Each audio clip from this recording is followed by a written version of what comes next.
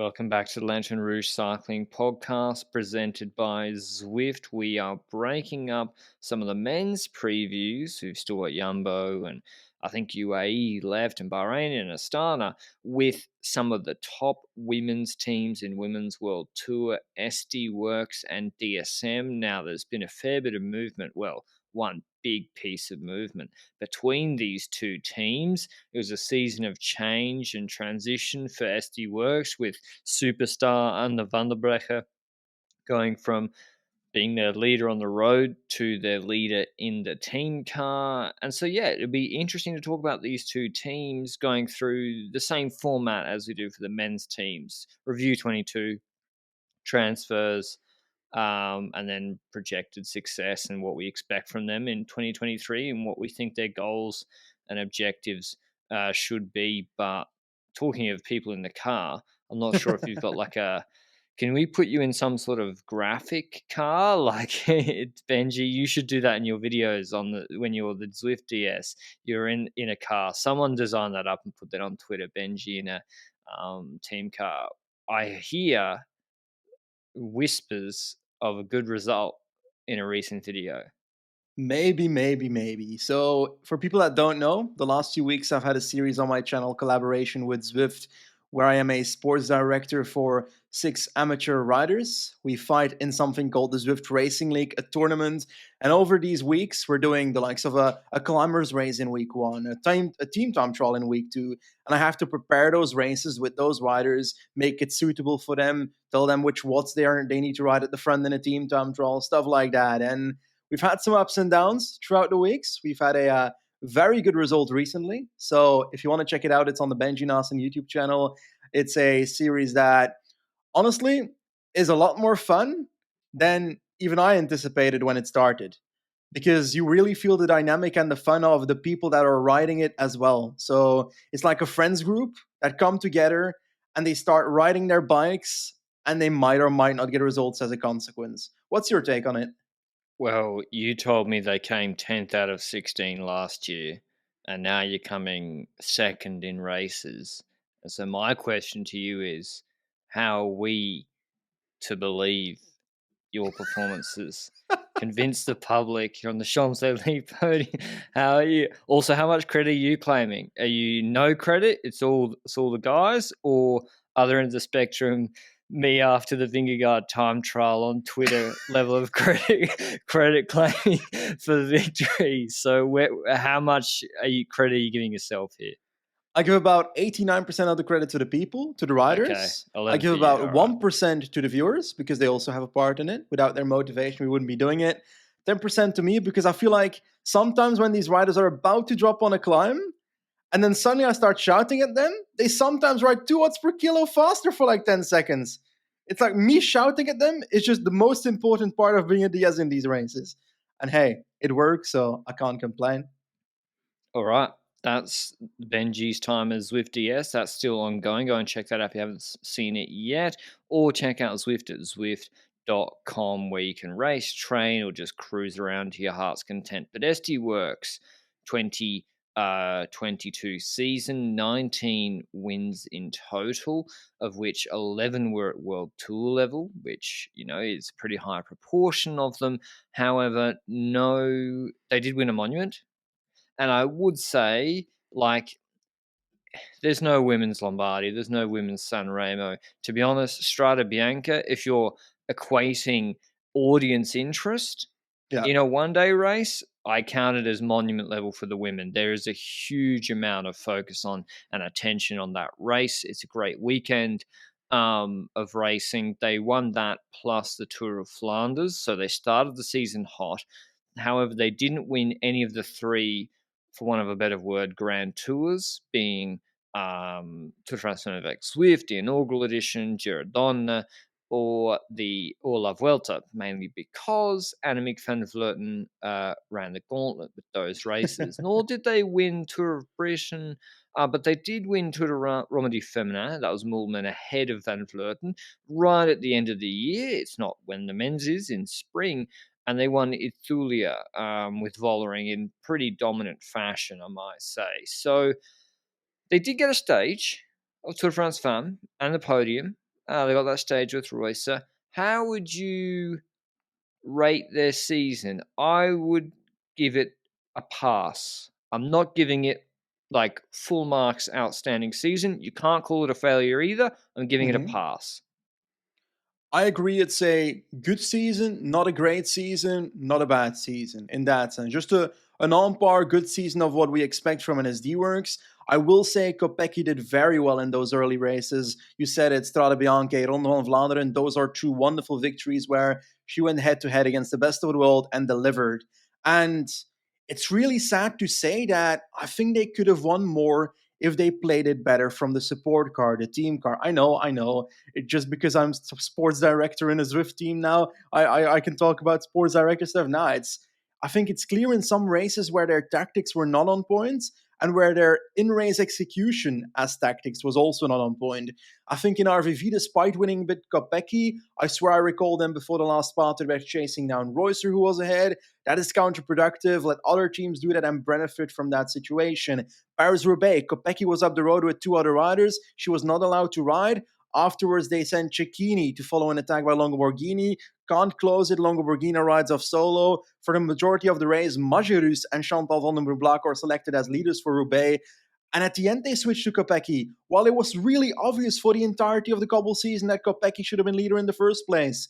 And I don't know. I feel like there's something wrong with their team car. I don't know if it's a certain person. I don't know if it's the team No, it's dynamics not the that make car. it.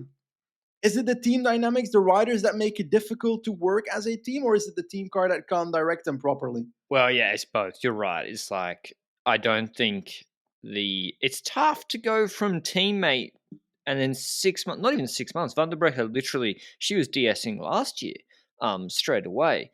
I think it's tough to go from teammate, but the sort of leader, Yeah, to explicitly the boss and management. I think that would be quite difficult yeah, to do, where you're like, Van der Breggen led by example last year to great effect, and it's different when you're in the car being like, Ashley Moorman, I need you to.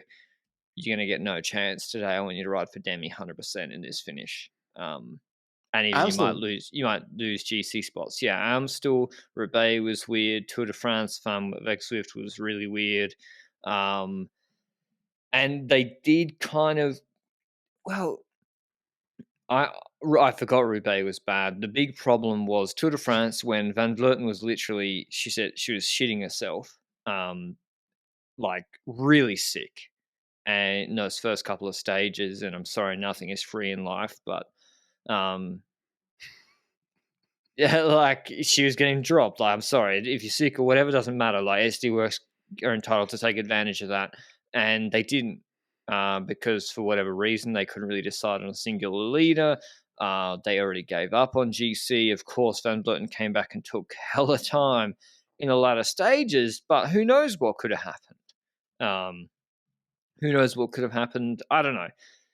They even could have won those earlier stages. They ended up with that break from sort of finesse move from Royce. But yeah, it's. But then again, it's like, can you really expect Vollering to or Millman to beat Van Vleuten in GC anyway? I agree with that last sentence as well. I think that it's very difficult to come into a race and expect to win against Annemiek van Vleuten these days. I do think maybe a Romandy gives hope to riders with a Molman beating Annemiek van Vleuten, for example, but I would argue that that is not the strongest Van Vleuten in that race. But Tour de France from Van Vleuten on the Romandy Tion 2000 climb and she destroys Molman is my personal take. Now, we don't know that for certain, but the Amstel example, for example, was where Cavalli went in the last stretch with her move and Molman waited a bit before she got to the front to start working for Vollering. That's the tiny things where if you know someone is clear leader and someone is clear domestique, then that clear domestique will be at the front instantly, for example. And in some races, it's clear that that is not 100% decided, or the riders don't 100% agree and still play their own cards a bit. And that plays into their results as well. Now, there were also races where they just weren't good enough, like Lotte Kopecky in the Tour de France Femme.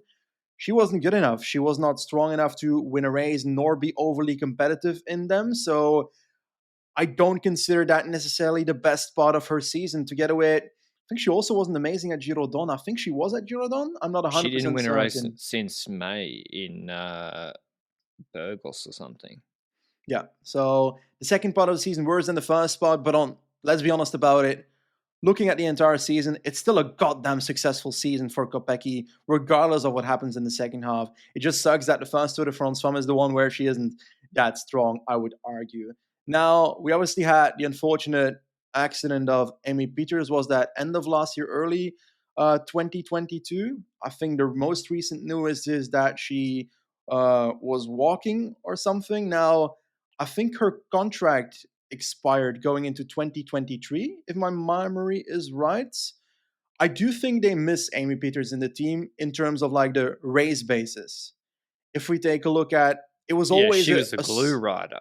exactly like a domestique that was always there they could count on, and if the leaders weren't there, she could still pull it off at the end sometimes. So yeah, she was that kind of rider that this team needed, and I feel like Cecchini wasn't able to fill that same role necessarily, despite being positioned in that role. Or do you see someone else that was placed in that role? Well, I thought it was Margerus, and then it was supposed to be Vandenbroek Black, and then Vandenbroek Black was like, "Will I retire? No, I won't retire." And then she was kind of riding for her own results in Roubaix or something as well.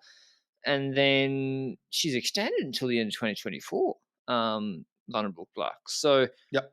yeah, it's I mean that's great. Like she's still a really really good rider, but yeah, it's the other one which we haven't mentioned her name at all, and I thought she was going to kick on Yeah. after bursting onto the scene last year, and I think she did have injury issues or something. It was Blanca Vash, like fourth in the elite road race in like her second World Tour level race.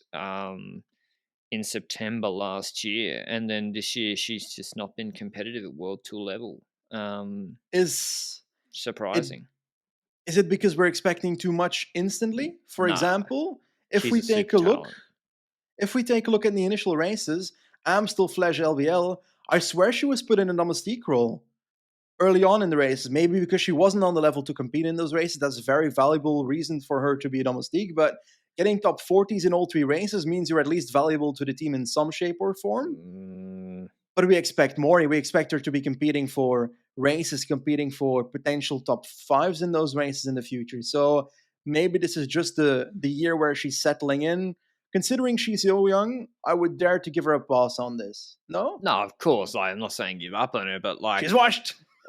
like Neve Fisher Black's a domestique, and in Flesh she came 17th, in Yeah. Liège 18th.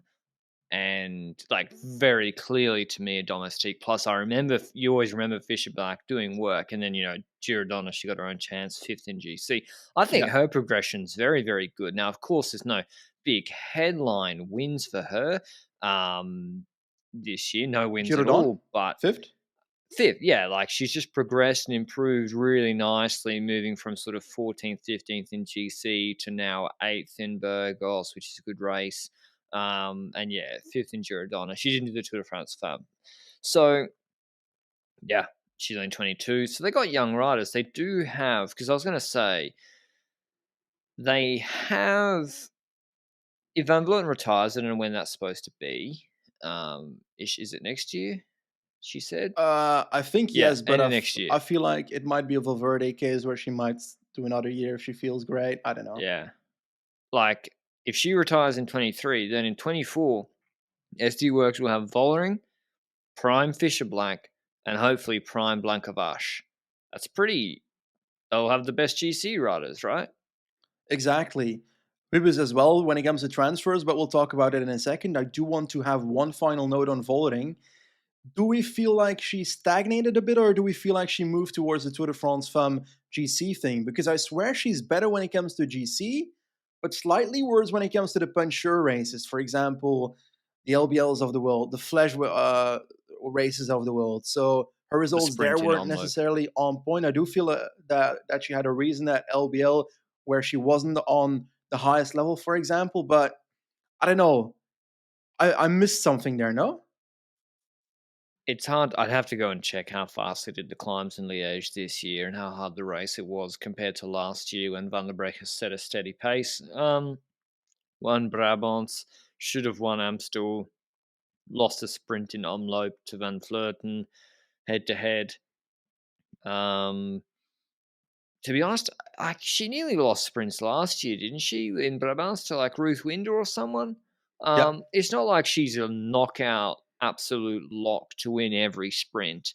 And what was kind of surprising to me was more stages 2 and 3 of the tour, where that the stage 2 was the one Voss won in Yeah. that sort of uphill finish against Persico Niviadoma, and Longoborghini made that move, and Vollering got dropped, and there was no SD Worx in front, and that's a finish that really suits her. Then the next stage was the one where Van Vleuten lost time because she was crook. Again, a punchy finish one. Ludwig won, and Did she Vollering crash came eighth. Maybe she, with maybe him she, with thingy Lippert in that descent? No. Vollering did. I think you might be right, or maybe she nearly crashed. Um, but still, continuing the theme of the day before, like that was surprising to me. I thought she would be better on those finishes, crash with notwithstanding. So, I mean, Vollering came third in that. I mean, Mullen, sorry, came third in that stage. And let's move on to transfers. Mullman is out, probably their best rider that's leaving. She's gone to AG Insurance NXTG team, which is a UCI team, not a World Tour team, but probably get a pretty nice schedule. She's turning 37 in December, but Van Vleuten's been like in her prime the last 4 years from like 37 to 41. So, I mean, Mullman actually seems to be keeping improving, and like yeah, even fourth in Liège, fourth in Flèche, eighth in Brabant, seventh in Amstel, third in Strada. She was consistent all year and then won Romandy right at the end. So she had an unbelievably good year, and I'd expect her to be their best rider by far next year. How much of a loss for them is it, Benji, or was it kind of necessary from a team chemistry point of view? I think on one end it could improve the team chemistry. I'm not 100% for certain because we don't know the insides of a team. I'm not a fly on the wall in their team bus. But I would say that the growth of the youngsters in the team might reduce the damage that a Molman leaving does to the team. For example, you said it, Fisher Black really making that step up to like 15 Giraudon. That means she can also be a strong domestique for a Vollering in a Tour de France Femme on a mountain stage, for example. Those specific things. It now comes down on how you're going to divide your team throughout those races. Will you send Fisher Black to the Tour de France Femme, or will you once again try and aim for a podium now at a Giraudon, for example, with Fisher Black? How do you divide those forces, and what's your plan there? Because this is a star-studded team. Now, I think the AG Insurance team that she's going to, that's a quick step team, right? With the investment from like the partner of not the actual partner, but one of the partners of Patrick Lefevre, and they want to get that team to World Tour in a few years, if I recall correctly, with Jolien Dore as like a DS. That's my I memory think from it. so, yeah. So it's a Um, team with a lot of like future based on what they are expecting. So I think from Molman's perspective, it's probably a really good transfer to get full leadership and everything, because I think this team is close enough to the top. I think this team rode Tour de France Femme with Julie de Wilde. So I'm guessing that they're gonna get a Tour de France Femme wildcard again in 2023. So Molman will be a competitor in that race for a SD Worx. And that's maybe the bigger danger. If she went to like a pro team that wasn't a Tour de France Femme competitor, then they would be losing one of their stronger climbers, Molman, and they'd go to a team that wouldn't compete with them. But now she's going to a team that will compete with them, which might lead to worse results in some races, maybe on the purer climbs. But I would say that she is probably somewhat replaceable for SD Worx. yeah, they'll hope that Fisher Black and Blankovac step up, I think. But otherwise, Peters will not be back, we don't think, in 2023. Unfortunately, Roxanne Fournier is out. Incoming, though, are two good riders from Parkhotel Valkenburg. Misha Bredevold, she is 22. She's sort of could be a lead out, I think, Mate, role for Vibers. that pronunciation was spot on. I've never heard you name a Dutch name that perfectly in my life. It's always on the phone. Yeah, Marijn Zame, and I'm basically I'm turning into like Joey Barton when he was doing the press conference in France, and he just started saying English words in a French accent. Um, Maybe I'll just start doing that with Dutch words. Maybe, yeah, Femke Marcus. I might have to do it. Can I do it again? Misha Bredevold, Anne van der Breggen, Dylan Groenewegen. Or maybe it's the interview with Bus.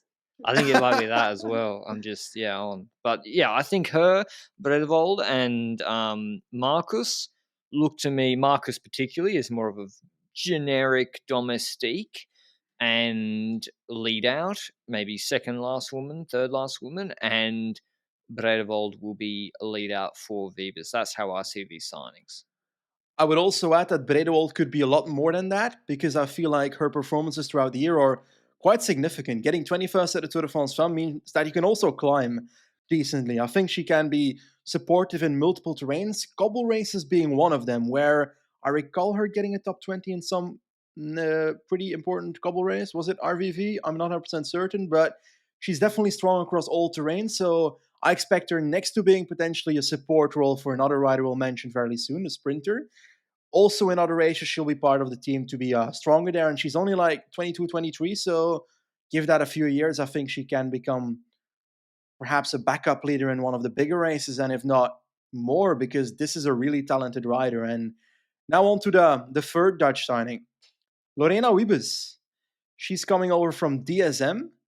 It was a bit of an odd transfer, just announced at the start of the Tour de France Femme. Like, I don't know, the timing of that transfer was next level, right? Didn't some of the men's teams do that as well? Didn't EF announce Carapaz like 3 days before the tour, or was it before the Giro or something? Possible. I swear the men's teams did that as well. No, I don't know. There's also the date of announcement that's when it's allowed is also 1st August, I think. So, Yeah. um, yeah, like what a coup. The best sprinter in the world. It's just a no-brainer. I don't know if DSM couldn't afford to match what SD Worx were offering because, frankly, Vibes has had a lot of success at DSM, which we'll get to. Like, it's not like they weren't giving her opportunities or giving her a lead out. She had a brilliant lead out of Franziska Koch, Pfeiffer Georgie, and Charlotte Cool. So it must be money Yeah. because opportunities and everything else was sorted. Um, I think the rumor was 400 to 500k, which is a Man, lot in women's cycling. So that's probably Van Vleuten money, eh? I'd say so. Yeah, I'd say so. Given when Van Vleuten signed, that's big money. But I guess she's just a lock for wins. Yeah. So for SD Worx, now this is the thing. How does this work? How's this going to work? Let's. They also signed Guarici from Movistar, the Italian. She'll be a leader, I think, Yeah, for Vibes, probably last woman. What's the team going to be for the Tour de France Femme avec Zwift? that's a big question. Arguably one of their biggest races, if not the biggest race that they ride. Demi Vollering is a lock, right? For the Tour de France Femme, GC, Yep. hoping that she can step up from 2022, that she can get a tiny bit more, maybe a slightly better altitude camp, who knows. But also Lorena Wiebes next to that. She has to be there for the sprints. There's enough options for sprinting in a Tour de France Femme parcours in 2023, so she has to be there. Kopecky, I would argue, solely on the name basis would be there, but are there particular stages where she can be really good? I think there's maybe one option, one stage or two stages, but I think Wiebes and We've Demi already run into Vollering, problems here. we've run into problems because you would have to use Kopecky as the lead out for Wiebes then instead of a Guarici, because otherwise you might not fit a Guarici in the squad with Marlon Royster in there, who might want to have a land at the. There was a time trial this time, right? So Royster will want to be there for that one and will be fitting for that one. So that's already like four riders: Vollering, Wiebes, Kopecky, Royster. Who else is a must for this team? Are you letting Van den Broek, Black, and Major stay home? I would take Fisher Black. I think she's very good and will improve, and I think you need her for Vollering GC / might even if she steps up, improves, could be a faux co-leader. You need a lead out because Volling's not going to do the proper lead out for Vibers. She won't do it. Royce Yeah. will be set up. I don't know. It's Cicchini, Majerus, you've signed Bredevold, Blanca Vash. How will she improve? They got Anna Shackley. She's GC rider. She probably won't do it. Vulnerable Black, I kind of wouldn't take actually. Yeah. I wouldn't take her. I would take Guarishi, Majerus, Bredevold, Fisher Black, Vollering, Vebers, Roycer, and I might leave Kopecky home too. Ooh, that's a harsh one. That's a harsh one because, like, Well, is she going to beat Vos in the miscellaneous stages? that's a big question, eh? I think at the start of 2022, we would have said yes. At the end of 2022, we would have said no because the second half of the season changed our mind on that, while the first half of the season made it clear that she can beat her when the stacks are the other way around. Because we've had Vos having a relatively bad start of the season, Kopecky a great start of the season. They had the like opposite extremes of seasons when it comes to when they were good. Now, I think Shackley is obvious one. I think that's Girodon, for example, and Fisher Black. I'd say she should be domestique now for the TDFF, but I also think that she can compete for a podium at the Girodon. So it's depending on what they desire, whether she wants to go to both, whether she's going to TDFF. I think TDFF is a better option here. Girodon is badly broadcasted anyway. But I agree that Kopecky is the difficult one in the sense that I think Guarishi. Kopecky should go to altitude to prepare for Worlds. I think she should do classics, then do proper altitude preparation for Worlds in Glasgow because that course should suit her, right? It suits Voss, of course, but maybe remember TDFF is going to run really tight up into Worlds because it's Yeah, the week after the men's race, and so I don't know how much like it's going to be tough to go from the end of the women's race to the Worlds. So I would get Kopecky to peak for Worlds because Vollering shouldn't win it, and Vebers probably won't win it. So yeah, I'd let her do Kopecky. both. I'd let her do both and use her as lead out for Weeb instead of Guarishi, unless Guarishi shows throughout the season that she's like the Merku equivalent of women's cycling I think here. she will be. I think she will be. She got that dog in her. Yeah, that's clear. So that's what you want, right? Like 33, got that dog in her, signed with Vebers. She's gonna be the lead out. It's gonna work. I think that'll work. I think so. Kopecky's not going to be as motivated naturally to focus her whole life on delivering Vebers in big races. Like, Yeah. well, maybe she will, and credit to her. But yeah, I would have her go to Worlds and prepare properly for that. And I think Roubaix is the key now this year for her as well. I think she wants Because to win AVV Roubaix. doesn't do it. But also because I'm not necessarily putting AVV up there as like the best potential option for Roubaix in the first place. But Kopecky for Roubaix is what I shout for that team. Van den Broek Black and Majerus will be in that team again, you know it. So hopefully they choose the right leader this time around. And when it comes to the Cobble team, it's a really bloody strong team again. Kopecky, Majerus, Chantal van den Broek Black. You could put Bredewold in there after her RVV result. Marlon Royster was in the leading group together with Chapman in RVV for quite a while, for example. Also relevant in those races. Will you offer Blankavash the option of starting in RVV this time, or are you once again sending her to Hill Classics? That's a bigger question, but I think Cecchini is also a potential option for the cobbles. What do you think about Vash? I don't know. It really depends on her shape because otherwise, Vollering should just be a domestique for Vollering in the Ardennes. To be honest, classics for me is pretty simple for this team. Omloop, Gent-Wevelgem, Shell de Prijs, Brugge de Panne. If there's a women's, I think it's the women's Brugge de Panne. Yeah. Vebers. Yeah. Vebers should be because with Roycer, with Majerus, with Chantal van den Broek Black, I don't care how much of a gap Vebers gives away on the last climb of Gent-Wevelgem or Omloop. They should be able to bring Omloop most. I is closer, mean, eh? That's on the edge. I think you can play both cards there. Kopecky follows the attackers, sits on while we was in the second group. so Weber's won the reduced group sprint 25 seconds behind this year. I mean, I might be undervaluing Pfeiffer Georgie and the DSM helpers. Like the SD Worx ones might not be able Yeah, to chase much better than them, to be honest. So you're right. You put the other rider ahead. They did do that this year in Omelette, but it was Vollering and Van Vleuten just destroyed destroyed her. her. But yeah, Kopecky I was think you behind, go for right? Weber's. I don't know who else was in. I have to have a look. I think Let me Kopecky have a look. lost from She Weavers in that was. She sprint. was behind. Yeah, Yeah. she didn't So contest the sprint behind. it kind of switches from Vollering going up the road and sitting on and Kopecky being behind to a situation where they have Weebus behind and Kopecky and Vollering could go up the road and try and follow.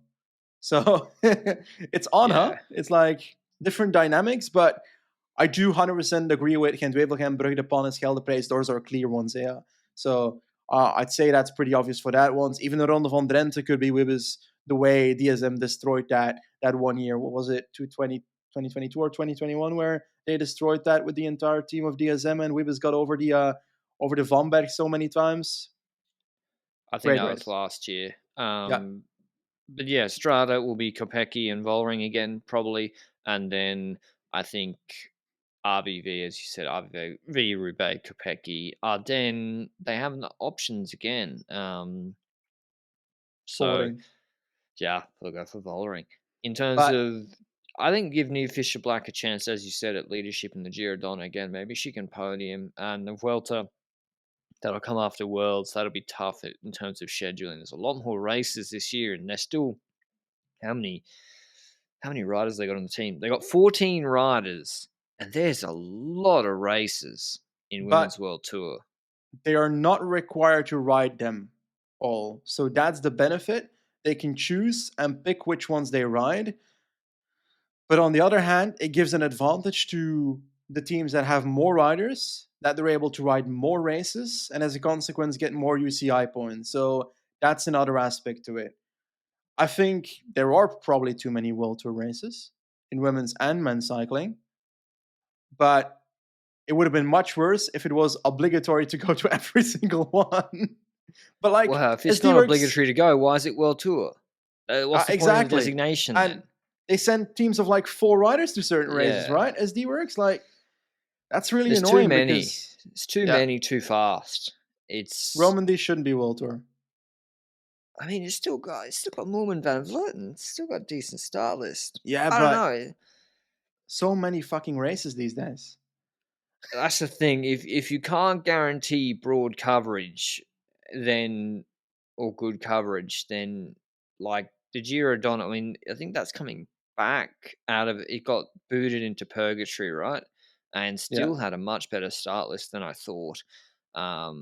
Well, actually, it's saying it was Women's World Tour this year, and then it's yeah, still it Women's World moved Tour back next up. year. Yeah, like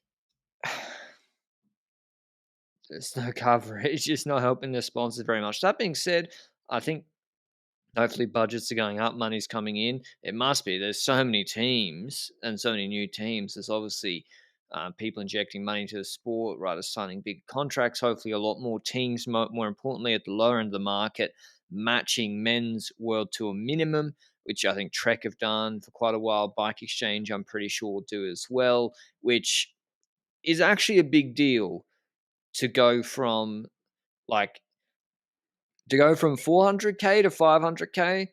I'm getting into personal finance here, but 400k to 500k, if you're prudent with your money, shouldn't actually increase your marginal life utility or happiness that much. It really doesn't matter that much.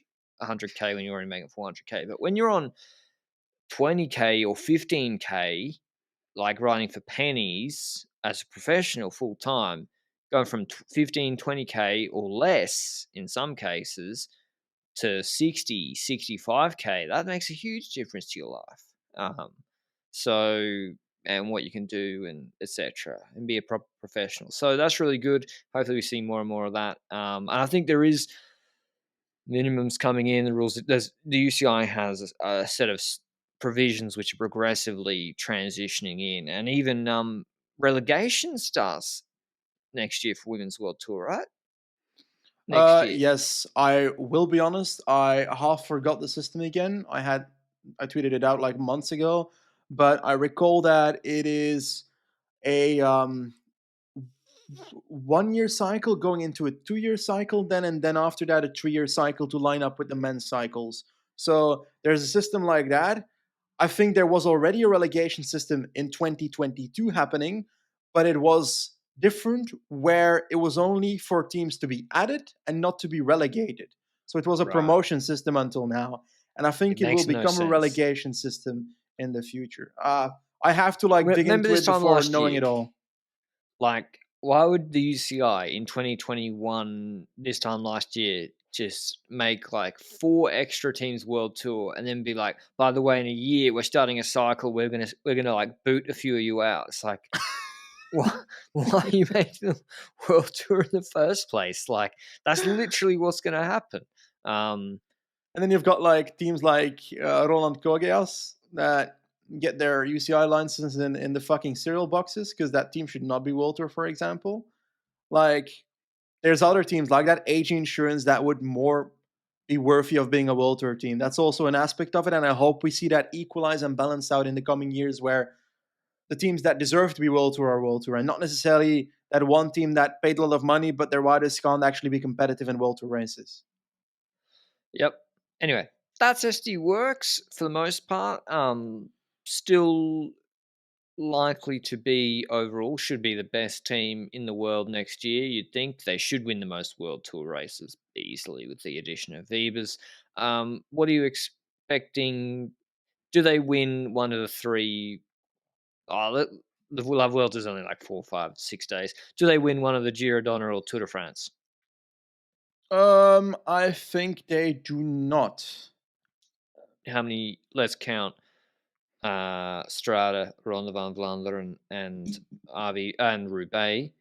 How many of them do they win? I think they win Roubaix with Kopecky. Is that a hot take? Nah, but Nah, I'll that's still not a say hot it. take. But I feel like in general they will win a similar amount of cobble races and hill classics. They will just win more of those sprint classics next to it, like Scheldeprijs and so Yeah, forth. true. Vibers will just pick that up left and right, and on paper she should be able to beat a Balsamo. Then again, Balsamo was pretty strong in Brugge de Panne, and the other one was it Gent-Wevelgem where Balsamo also won. Yeah, she beat Vos in the sprint in Gent-Wevelgem. I think they win 2. So I forgot Liège. I think they win 2 of the 4. Okay. I think they win 2. They should win Roubaix with that team, although Trek teamwork is very, very, very good. Anyway, SD Worx got a lot to be hopeful for. I forgot to mention they had all their bikes stolen, didn't they? Yep. Which, like, all those S Works blinged out with SRAM, like whatever it is, like What is that that's in a the lot of corner of your room? money. Is that an S-Works behind the couch? No, I don't have nothing there. Or is it a fire hydrant? I got a BMC, this road e-bike thing. It's caused me nothing but headaches. The fucking thing, dude. You know, technology improves, and There goes the yeah, BMC sponsorship. well, like, listen, if someone could just fix the thing, get me going. I paid full retail for it. Anyway, I'm like back fully on rim brake. I'm gonna sound like crazy. Rim brake, 105 mechanical, tube wheels, tube tires. Just let's go back to 2014, please. It was a much better time. Exactly Anyway. the bike that's in the garage here. Specialized alley, rim brakes, Yep. tube, and Shimano 105. I know how to maintain it. I know how to fix it. I can build it, strip it. But yeah, when the sensor on this thing, because I got it to like pace, I wanted to like pace J for KOM attempts and things like that, and film it in Andorra. Because like, why do you need an e-bike? It's like, okay, well, I'm not going to be able to film Jay on a GoPro doing a KOM attempt on my normal bike, am I? No matter how fit I get, it's not happening unless I can do 6.7 watts per kilo for 20 minutes. Which, if I do that, the podcast getting shut down. I'll get a contract somewhere. So, but anyway, yeah, the sensor says it's like minus 40 in my house, and I know that I don't turn the heating on, but minus 40, I think it is not. Anyway, DSM 2022, good season once again, based around Lorena Wiebes. They won 28 races. I think she won over 20. 16 of them were at World Tour level. That's 5 more than SD Worx. But they were all stages except for actually they did win it. So Vibers did win 2 GCs, I think. She won Ride London Classic GC with the 3 stages. She won Simac Lazy's Tour with the 3 stages, 2 Tour de France stages. Lebu won the Giro stage 7, and she was good in the Tour and just improved throughout the year. Plus, she won Burgos GC ahead of Vollering I because she think held on Laguna Stenaya. I think Vollering had a concussion in Durango before Burgos. She was Right. then sent to Burgos just after, if I recall. Which because she spent the night in the hospital. They were complaining. She was complaining about it on social media that it was pretty bad and so forth. And then they sent her to a race a few days later. So that was a bit sketchy in my opinion. But hey, I guess their doctor must have signed off on it. And then she wasn't good at all in the first few days, but then she pulled back on the final stage, Vollering winning on Laguna Zanaya. But she was so far back in GC that Labu ended up winning GC. That's the story of that race, basically. Maybe the doctor was Tua Tagovailoa's doctor. Reference will be lost on Benji. It's a No fucking NFL clue what you player. just said. Anyway, very reliant on Vibers. That being said, you construct a lead out around her. You ride in the lighter classics for her, and that's literally how teamwork works. You get a lot of wins, but it wasn't just her. You know, the other, as I said, like Lebu really improved. I think Pfeiffer Georgie improved. Whilst primarily riding as a domestique, I will say Lippert. I think like the first pro rider I ever interviewed.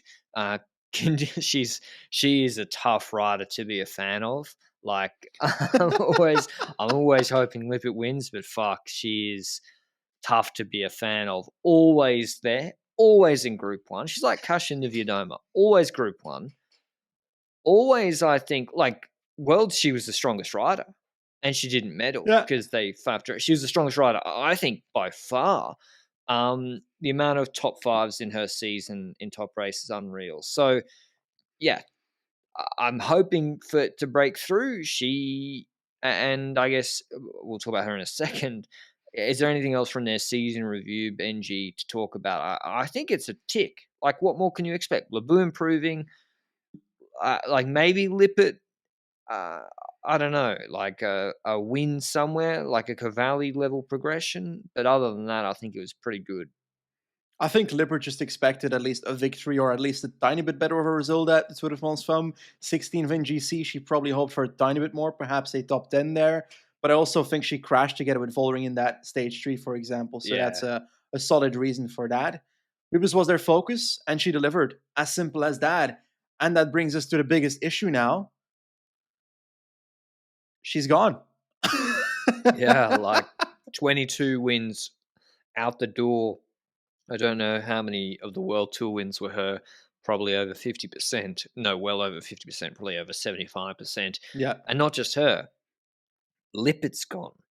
Like, Yeah. that's 2 of their best riders gone. And Kirchmann, who was a domestique, who I think was good friends with Lippert, and Floortje Mackay, who is good friends with Lippert.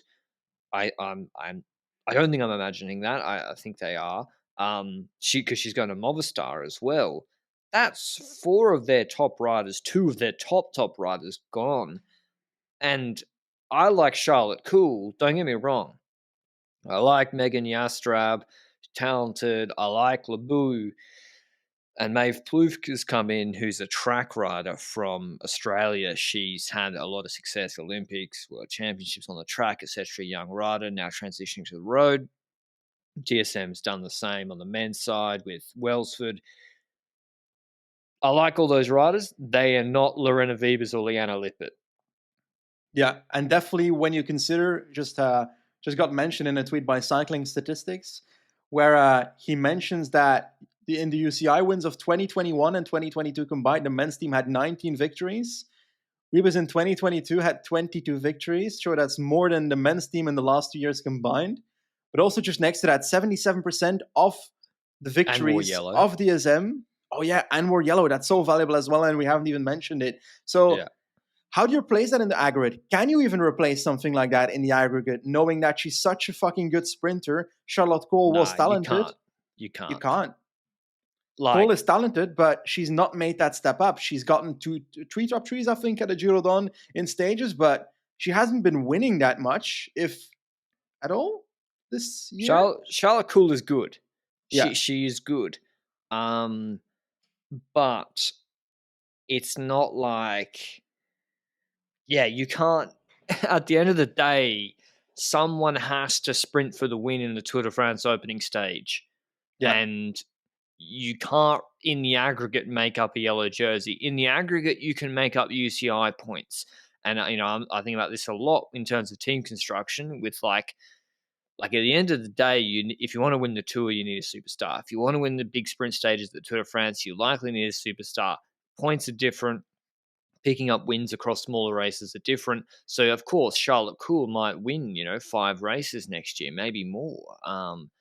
She might win, yeah, like a Baloise stage, and then a Simac Ladies Tour stage, and then a couple of women's tour stages, and then a Ride London Classic stage. She might get quite a few wins, and at World Tour level. But if she goes head to head with Vibers in the Tour de France sprint stages, she ain't winning 99 times out of 10, maybe more. So especially when she was the lead out for Vibers, and maybe like Vibers lead out could be even better with Gorisci. I don't know. And then Plouffe, she's transitioning to the road. Remains to be seen. She is good, Plouffe. I think I can't remember because it's not on PCS, but she did the Festival of Cycling, yeah. She I won something think, and there. won a stage. Maybe I'm Yeah, misremembering. But you're right. still, not Vivas. So the answer is no, they can't replace her. Yeah, that's certain. And the other riders don't necessarily do that instantly as well. Maybe in the future, these riders can perform to a level where they can win races, but they're not there yet. You mentioned Maeve Bluff. That's the first one, Australian Aussie sprinter. But also next to that, they've got 3 Dutch people and an Italian, one of which is a rider that we've already seen and mentioned a few times in the podcast, Danique Hengeveld, where she was the rider that went off the front in, I think, his women's Gelderprijs this year or last year and stayed up there for quite a while before the sprint started. She was the rider that went up the front in Healthy Aging Tour in 2 stages last year and stayed up the front before she was taken and the sprint started. So she's kind of that type of rider that can hold a serious amount of watts for X amount of time and stay ahead of a group. So that's her strength. I don't know if that will lead into being a cobble rider, for example, for the team or so, or being at the front helping out Rouleur for the coal train, for example. But I think the most intriguing aspects of these signings are the 3 youngsters that they signed. Nienke Vinke, which is talented junior, Dutch national junior champion. I think she podiumed, got third in the World Championships juniors. Then we've got Anne van der Meijden. She's seems to be a decent time trialist, but it's probably a bit more versatile than that. Fifth in the World Championships uh, juniors, for example. I think that was time trial, if I recall. And then the last one is Eleonora Ciabocco, which is a talented Italian junior, second at European Champs junior again. And she was Italian champion, I think, at that level as well. So they seem to be investing in the future, which brings me to the point that even with the riders that are already there, Jastrap, Barale, these are really young riders. Barale is 19 years old, and I recall that she top 25 day World Tour race recently. Barale, was it Romandy where she climbed in the top 25? That is my guess at the moment. Yes, I she got think, yeah, in 23rd. GC. But yeah, not there yet, eh? No, she'll be a domestique, I think, for Lebu. Lebu will be the GC leader outright at the Tour de France Farm avec Zwift. I think getting her on the podium has to be priority number 1, and then Charlotte Cool in sprints, priority number 2. And of course, you don't know how riders will kick on. Like Yastra was dominant in the juniors. She won the road race in 2019 and won like she won a lot in the juniors in 2019 when she was like 17. So yeah, she's really good. And she signed through 2025 for another 3 years. So they obviously have a lot of faith in her, and she's part of their plans. I would expect her turning 21 in January to take another step up. Now, what does that look like? Because it's not like Neve Fisher Black who's knocking at the door, like it's hard to tell because she might have been a lead out the whole time. Um, and so you can't see it in her results, but her results aren't screaming out to me that she's going to just come eighth in Tour of Flanders next year. Are we talking Jastrap or? Yastrab, yeah. I feel like we've seen a few races where she got her sprint right. I think she got second behind Vos in a sprint in Scandinavia. And the next stage, she got fourth in a sprint as well. So I feel like that sprint is coming out quite well. And I recall Stelatistic Challenge, also a sprint somewhere, top five. That is not necessarily stepping up, but that's a secondary sprinting option next to um, a Cole, for example, which I'm intrigued by. Would Jastrap then be the sprinting option for Giraudon while a Cole focused on Tour de France Femme, or are we more looking at Cole to do both and Jastrap to do like a Scandinavia, probably not Simac Ladies Tour, that seems more Cole's territory, but I don't know, some random setup. Is it maybe again? I don't know. I think so, yeah. It wouldn't. They need to give Jastrap her own opportunities in races because they need to see what they've got with her. I think for the classics, they've gotten a lot weaker, both in the lighter classics. They have no real spear point apart from Cool, and they've lost Lippert for the punchier ones like the Tour of Flanders. To me, their clear classics leader now in almost all races is Pfeiffer Georgie. She's only 22. She very consistent in classics throughout the year. Miserable weather, seems to absolutely Yeah. love it. Being from the UK, no surprise. Fourth in Dwars Tour, ninth in Paris-Roubaix, and I feel like she was even stronger than her ninth suggests in Paris-Roubaix. 15th in Gent-Wevelgem, and I assume she was riding for, I'm not sure if Phoebus did that. She was riding as a domestique. Primarily she did for her. So, and I think she's been training a lot in Andorra. From what I can see, dropping clock based on Instagram, dropping clock half the time. And you think, oh, that's just a random anecdote. Actually matters. Like Van Vleuten, her training with men in the bike exchange, men in the off season, and training in Andorra in particular. Like I saw Van Vleuten here all the time this year. Like, and you know the story of how she's like eating food at the servo. Literally, see her just sitting in like the curb, eating like a sandwich around like there's nice cafes. Like you don't have to make this more miserable than it is. And Like like she's also, in Andorra all the time. is it also not that she adapted to the fact that races started earlier throughout the day by adapting her own life to it to be able to adapt to that? Because women's races sometimes start really early in the morning. And I swear at certain points she adapted her own sleeping schedule to make that better for her or something. I mean, she did that thing with Australia, trying to be on Australian time. I'm not sure how much difference it made. She was a bit jet lagged when she broke her arm in the TTT. But yeah, back to Five for Georgia. I think that might make a difference. And it sounds ridiculous. Like you think it's just irrelevant. It's not. Like she's training through the off season in Andorra consistently, especially doing maybe bigger Ks with clock. I think she's going to really kick on next year. And I think Five for Georgie, first of all, is going to win Roubaix. I love it. And I think she'll pick up another couple of podiums in World Tour Classics too, because she's got unfettered leadership. She's young, already shown a lot of talent, and I think there's improvement. So that's the big one to watch in this team. Yeah. And she's signed through 25 as well. So they see something in her too. And they might even go for her, I think, in like Baloise women's tour. I think they'll go Yeah. for her in GC in those sort of races too. Yep. I think so as well. I think it's logical. The races there are sometimes miserable because it's in the UK. the women's tour, so that fits her weather preferences. And the parkour is also not the bigger climbs. You don't have mountains in the UK, for No. example, but you did have that. I think it was called the Black Mountain or something. That climb where we saw Faulkner and Sofo fight against each other. I don't think she's good enough to be in that competitive group there. So if it's a more easy parkour where it's hills instead of like that mountain finish, mountain in UK, so don't expect like a Tourmalet at the end of a stage when you look at the profile. Well, they've got But long climbs in the UK. It's just they just don't they use don't. it. Yeah, they can't use them. It's too far up where they eat meat pies, which I don't like. Well, I think it's just no one will pay for a. It just doesn't work. It'd be good to see long climbs, but yeah, like it's like in Australia, like Tour Down Under. We've got there's the Victorian Alps, but Tour Down Under's in South Australia for good reason. Tourism Commission supports it, but yeah, Northern Summit and Vallunga's all you got.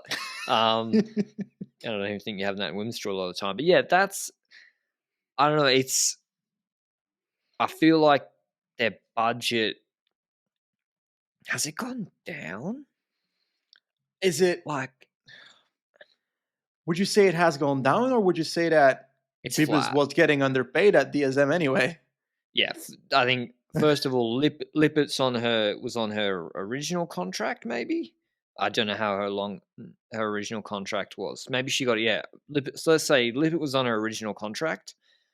Vebers was underpaid, not like on five figures, but was not Well, on most half a female milli. cyclists are underpaid, so But like relative to what market yeah, conditions were, yeah. she was underpaid.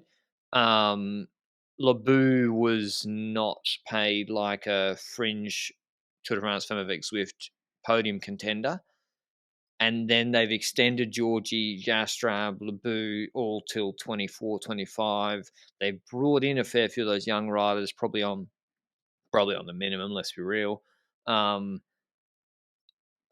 It's the budget's probably flat, which is I don't know, kind of surprising because in terms of exposure, like this team's way better than the men's team and has way better success than the men's team, especially in France and the Tour de France Femme. Like the men's team is one of the favourites to be relegated next cycle. They're terrible, straight up, like awful team. I'm not saying they don't have talented riders. I'm saying half the team is a dev team. Like I like Marco Brenner, but he's not. I like the rider. I think he's a good rider, and someone's going to sign him, but he's not going to score a shit ton of points next year. So, yeah. Anyway, that's what's happened. The women's team is still, I think, looking pretty good. What do you expect from Labou? I think her focus is to get a top three at the Tour de France. I think she needs to step up for that. I think she's not on that level to get that top three, but No, let us remind ourselves that she wasn't too far off either. If we look at her results, we see that she was fourth already, but the issue is Cavalli crashed out. Cavalli crashed out. Moolman Exactly. was not. Moolman was sick or Yeah, crashed out or just DNF'd. had something at the start of that like major mountain stage before the broadcast started, for which she was already dropped when the broadcast actually started. But it's also difficult because what do we expect from other youngsters? Like a Persico, will she move up as well? Will she be able to be the Labou in the future? But I think Labou has definitely a possibility of podiuming the Tour de France from next year. And if they really focus on that, that can be a goal for her. And it's not even a crime if it's just the top five again. Is she better than Neve Fisher Black in 2023? It's hard Yeah, for me to assess. I yeah, think yes, she is. And maybe that's also partly because she has clear GC leadership and Fisher Black doesn't too. So yeah. that plays a big role as well in the results. But yeah, Labou, very, very consistent this year. She's very small, so she really lacks that punch. I don't know. I'm sure maybe she's won a sprint once, but I don't know How's who she's her beating in a sprint. how's her time trial for that time trial in Tour de France Femme? Because that will have an effect, of course, this year. She was full fiend in the prologue at Giro Don. That's not a bad result. That's not a great result. It's kind of like on par with a Cavalli, for example. But outside of that, we don't see many like time trials throughout the season. She beat Cordon Welch Rigaud. when she 11th at was Worlds. U23 in TT. She's going to lose loads of time to Van Vleuten and so forth, but it doesn't matter for third, right? Yeah, well, depends who's Who? going for third. Persico? Niviadoma? They won't do it. Lamborghini? Cavalli Lamborghini, was similar. Vollering, Moolman. Moments TT is also not perfect, so we're Yeah, talking about third. Yeah, it doesn't should be matter. all right. How hard's the hardest mountain stage of the tour? Tourmalet, right? Tourmalet. I reckon she should cook on that. She won the Giro Stage 7, which was a pure mountaintop finish, long climb. And then she But from was break. good. Was that from break? Ah, I okay. think it was from the break because she lost loads of time in like a rolling hilly stage or something that came before. I don't know for certain. She's got to try and do. She obviously, hey, you should try and do well on the mountain stage if you're going for GC in the tour. Like, yeah, that's the stage that's obviously important for her. What analysis. But yeah, Lebu, Georgie, I think will improve, and they will be hoping that Cool, Jastrab, Plouffe can improve, but those are much, much less certain. Would Otherwise, they have young riders who will be domestiques and just racing to get experience. would you have to prefer to sign the likes of those Nienke Vinke, for example, those like Dutch junior riders, or would you have rather signed the Misha Bredewold where there's upside on that end? Yeah, but can they afford her? Slash, if you're Bredevold, wouldn't you rather go to SD Worx? Yeah. What I think they're actually missing is one of the outgoing riders, who we haven't mentioned very much. Two of them is Kirchmann and Mackay. They are missing two experienced domestiques, like a Majoris, like a Peters formerly, like Mackay or Kirchmann. These riders they've brought in are not going to be as reliable in bringing back moves for a fight for Georgie or Cool in a classic. So that's where they are missing riders. Hopefully the young riders can step up. But yeah, it would have been good to maybe get an experienced domestique if they hit the market, but they didn't. Anyway, that's the DSM preview. I think it is inevitable that they will score less wins next year. That's just the reality of Viva's going out the door. Otherwise, I still think an well above average World Tour team in terms of team construction, talent, and riders that are developing. So, and I still think they'll win an above average amount of races next year with sprinters, classics, and Labus. So, not a disaster.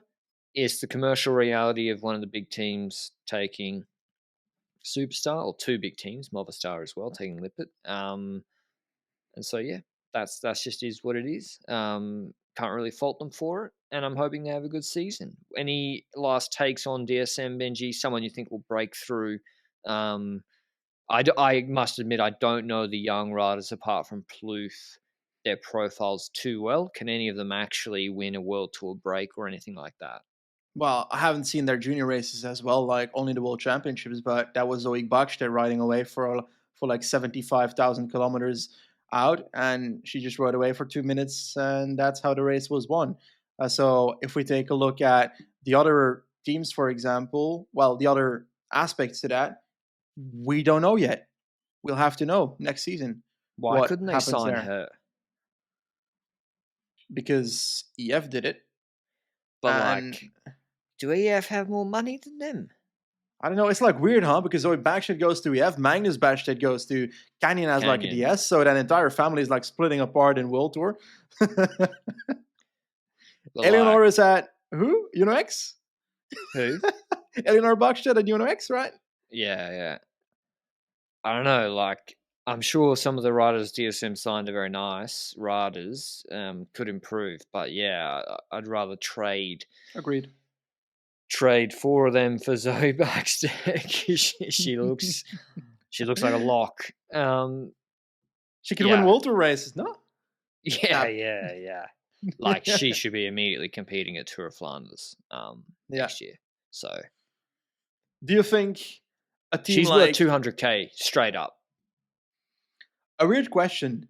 Do you think that women's World Tour teams or World Tour teams or any cycling team could improve the likability of their team for riders that are looking for a contract or that are free for transfer by just having better social media work? Would it be a more attractive team to go to if a team, for example, like SD Worx is fucking boring on social media. They like post their press releases, their transfer announcements are, to be honest, I can make them a pain. And would it be a more attractive team, for example, if they had like amazing Movistar level social media?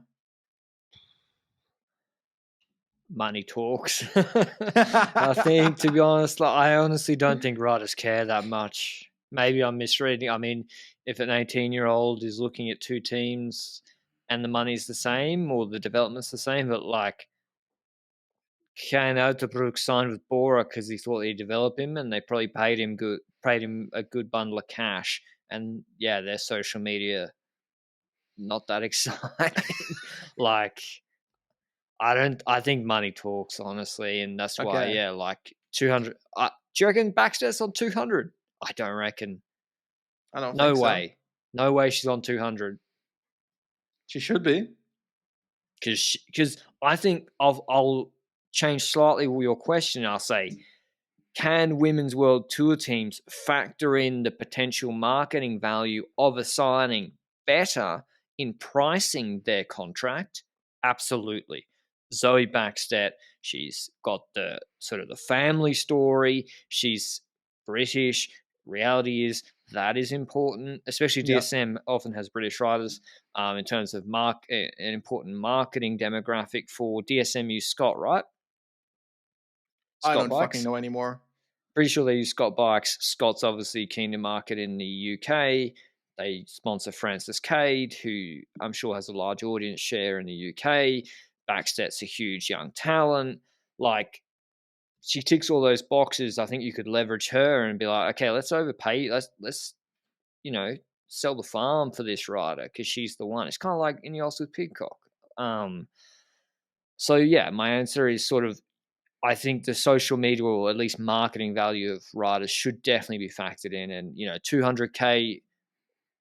Let us know, Zoe. Like, are you? I don't think, but I don't think she's on 200K, and that's a big number for Women's World Tour, especially for a neo pro.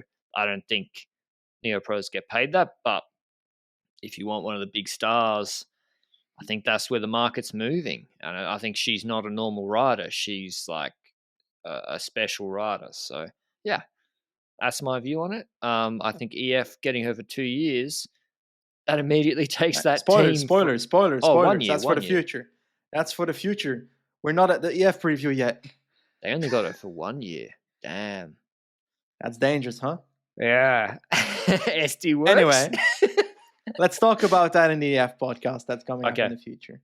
All right, that's the SD Worx and DSM preview. Let us know down below what you expect from both of these teams. Do you like their transfers, the way they're moving? To be honest, neither of us really had any serious criticism of their transfers. It's just, a lot of logical steps from my perspective. But that's all from us. Thanks to Zwift as always, and we'll see you in the next one. Ciao.